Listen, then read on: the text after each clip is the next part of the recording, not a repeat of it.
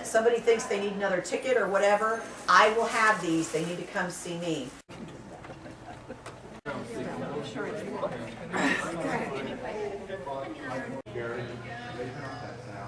I've asked. Welcome to the 2012 Disneyana Fan Club DisneyanaMania Convention.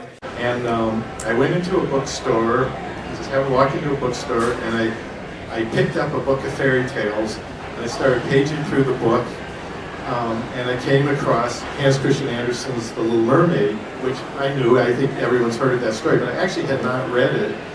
And as I read it right there in the bookstore, it was sort of like, he writes very cinematically, like the images just kind of leap off the page, and I was reading it and thinking, this is really good. There's really strong elements in this, and a strong central character. And I started wondering, I wonder why they've never done this. And then I got to the end of the story, and then I had an idea, possibly, because it's a very sad story. She dies at the end. She doesn't get the prince that she's longing for. She dies and turns into sea foam. And yeah, it's kind of tough. But I like the story a lot, and then I sort of toyed around with, I came up with a basic idea that I wrote up in a 2-page treatment of making the witch much more of a villain than she is in the Andersen story, and a way to give it a happy ending, a way to make it sort of work out, without feeling like it was kind of just violating totally what Hans Christian Andersen had written. I just kind of lived in my own little world, according to my parents. I, at an early age, would practice voices. What I would watch on television, usually on Saturday morning. I would turn the TV tuner back and forth between different channels, and it usually sounded like, "Hey, Rocky, watch me pull a rabbit out of my head." "Yes, Inspector, don't go into the mountains. Where's Little Nell?" "Well, see, dog, Captain Crunch cereal stays crunchy, even in milk. Oh, it's time for Frankenberry." There we go. "All right, Chucky, let's go see Professor Whoopi." And then we'd turn the set on. I was a strange man. I just always figured Walt came here and there was nothing but row after row of orange trees, and he created a place that had some value. And actually, that's a little true, but it's also not true, because Anaheim is a city, and it's over, it's about 150 years old now. And it has its main street. In fact, it looks like very much like a turn-of-the-century Main Street, which it is. It had, this is what I'm talking when Walt first came to Anaheim and first saw it. These are some pictures. We're kind of jumping around here through different eras, but it had its horse-drawn streetcars and little trolley tracks. It had a very quaint little train station. And of course, he drew the first master plan. And this is Walt's drawing. And it was on, not on a napkin, but it was on very flimsy paper. It still exists in the archives. Dave Smith can tell you about that.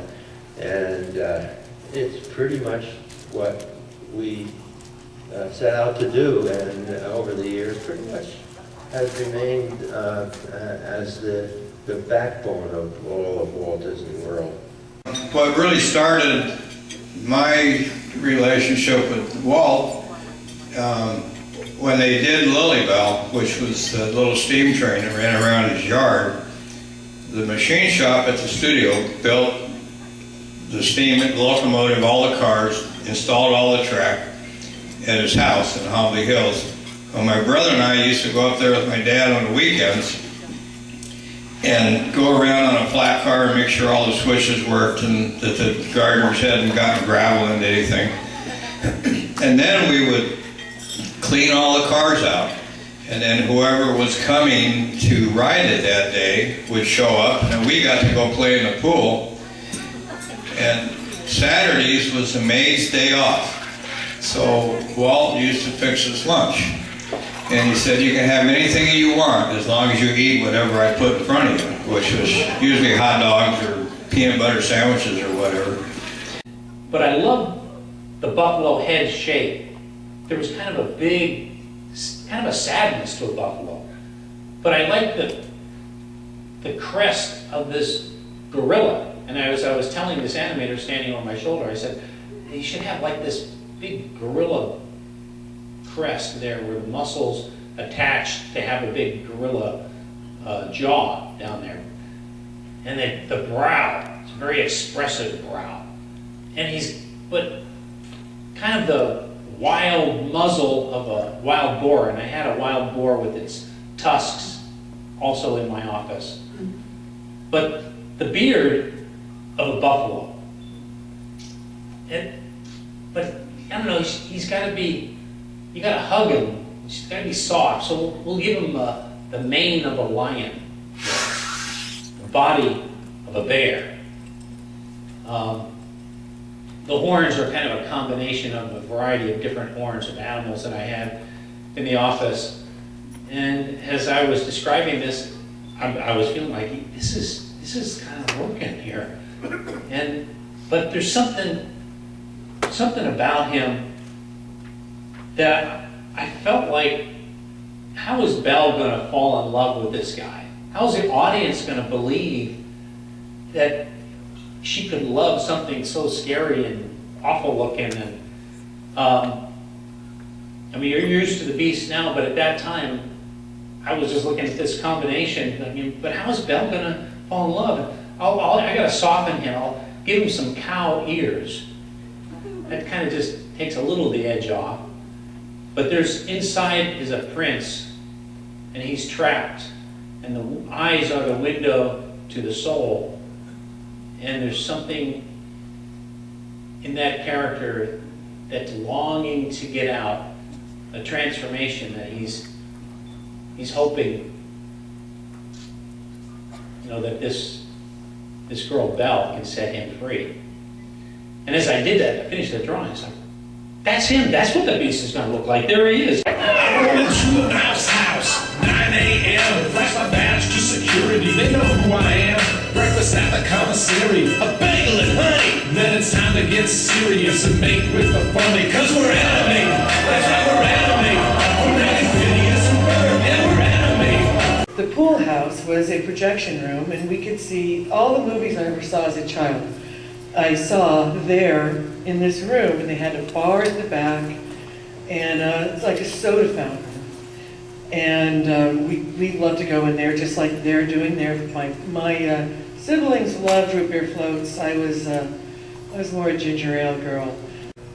Very quickly, with the Snow White characters, the most popular character was Dopey. So much so that there was a dance that was created. It's called Doing the Dopey. This particular picture was taken at a ballroom dance conference in New York City, and there was a special exhibition of Doing the Dopey at this dance exhibition. The Dopey consisted of 7 different dance steps, and each step was themed to the personality of one of the different dwarfs. One thing that we all knew, because it was a Black Monday, they had a screening, and it was a Friday. Well, it was either Black Friday or it was black, whatever it was. It was not good. The whole week was black. It was a bad week. And they screened the movie, and they just, I guess it was Jeffrey and Peter and all the power, they just said, no. And they blew it up, and that's what happened to Aladdin's mom. And they basically said, they said, this isn't the movie we want to do, and they put it back in the story, and they just, disassembled it and started it all over again, basically. Jeffrey said, kill the mom. Yeah. Remember that? He's like, kill the mom earlier. Sounds like him. The kid. He's just really heartless. It's like, because she wasn't working, he said, kill the mom. Right, so a lot of those songs went with... They're like, no, she's important. No, kill the mom. Funeral or anything.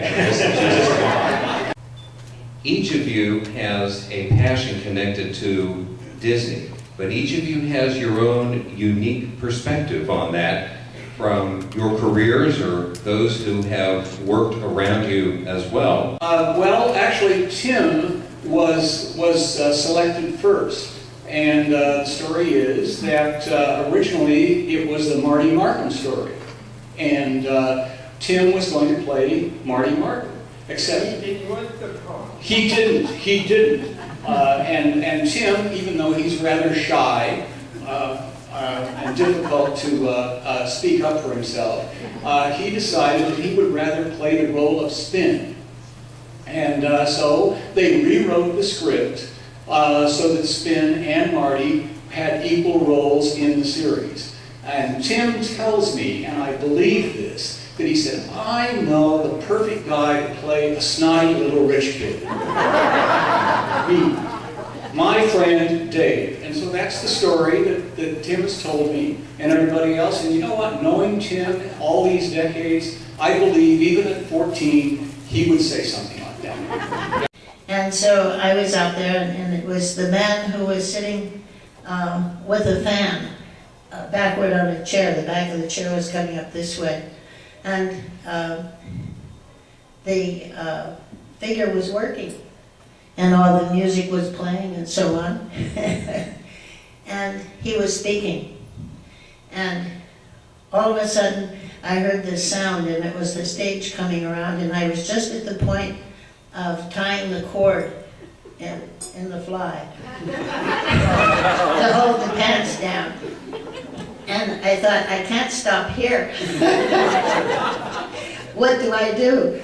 So I thought I just would go ahead and finish. So I tucked the shirt tail down in and zipped it up and buckled the belt.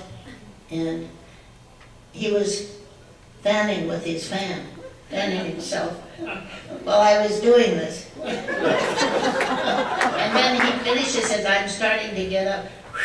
How the summer we've had it, you know.